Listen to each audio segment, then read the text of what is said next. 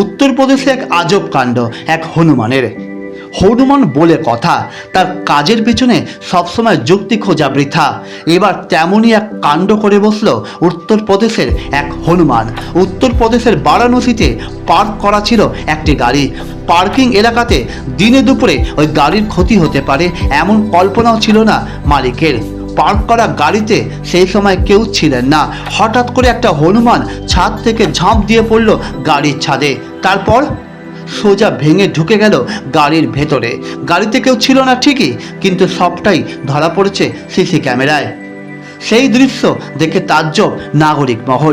ক্যামেরাবন্দি সেই দৃশ্যে দেখা যাচ্ছে বাড়ির ছাদ থেকে গাড়ির ছাদে পড়ায় সানরুফ ভেঙে গাড়িতে ঢুকে যায় সে।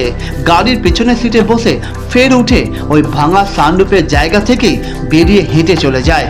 এমনভাবে হেঁটে চলে যায় যেন কিছুই হয়নি। এই পুরো ঘটনা রেকর্ড হয় ক্যামেরায়। ভিডিও সোশ্যাল মিডিয়ায় পোস্ট হতেই ভাইরাল হয়। সানরুফ ভেঙে হনুমান গাড়িতে ঢুকে গেল। এটা দেখে হনুমানের স্বাস্থ্য নিয়ে অনেকে প্রশ্ন তুলেছেন।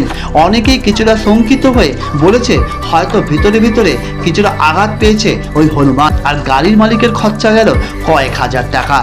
Shashwati Chatterjee report, target news.